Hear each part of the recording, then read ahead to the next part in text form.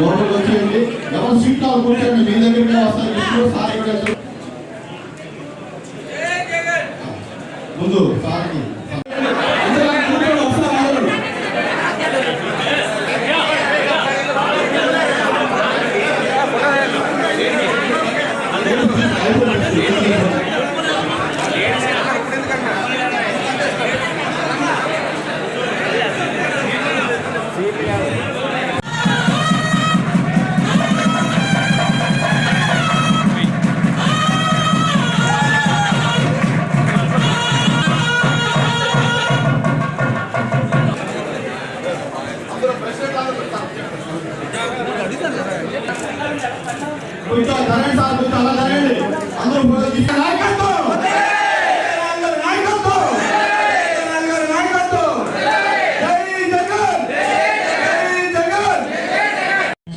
ఏదో రకంగా అడ్డుకోవాలి.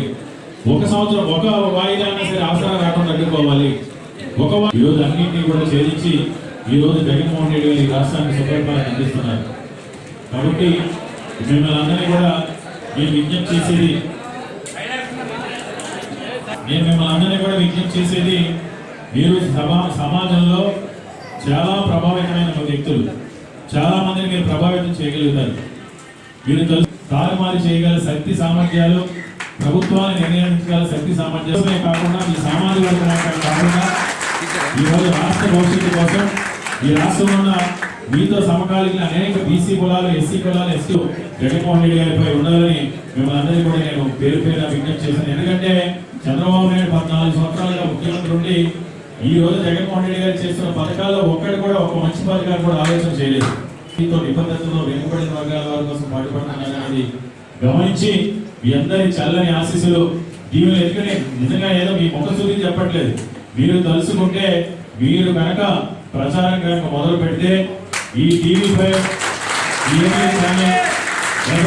ఈనాడు పత్రిక, ఆంధ్రజ్యోతి పత్రిక ఏమి కూడా ఎవరిని కూడా ప్రచారం చేయలేదు. ఎందుకంటే వాళ్ళు చేసేది దుర్మార్గం ప్రచారం. ఈరోజు మంచిని కూడా చెడుగా చూపించే ప్రయత్నం చేస్తూ ఉన్నారు. ఎందుకంటే మీ అందరికీ కూడా నా మీద కూడా ఒక 2 నెలల క్రితం చాలా మంది నా గురించి తెలుసు.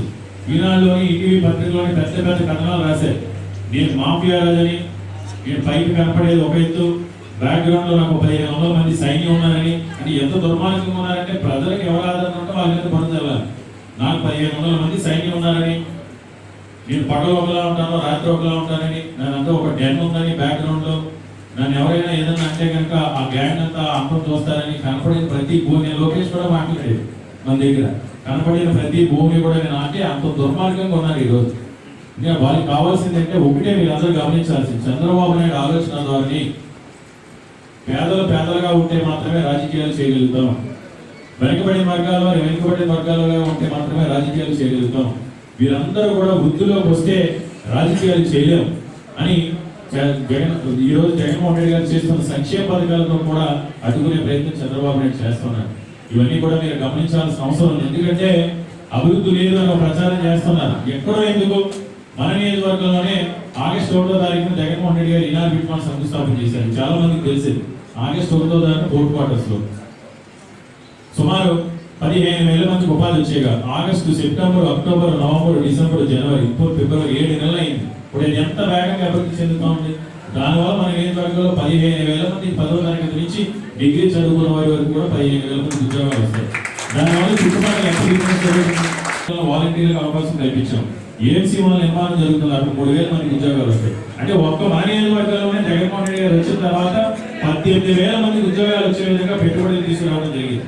కాబట్టి మీరు అన్ని కూడా మీరు ప్రచారం మీరు కనుక తలుసుకుంటే తప్పకుండా మీ మాటలు ప్రతి ఒక్కరు కూడా విశ్వసిస్తారు, మిమ్మల్ని ప్రతి ఒక్కరు కూడా గౌరవిస్తారు, మిమ్మల్ని ప్రతి ఒక్కరు కూడా నమ్ముతారు. కాబట్టి మీ అందరి చల్లని ఆశీస్సులు, దీవెనలు ఎప్పుడు జగన్మోహన్ రెడ్డి గారికి ఉండాలని మిమ్మల్ని అందరినీ కూడా పేరు పేరు చేస్తూ అవకాశం కల్పించిన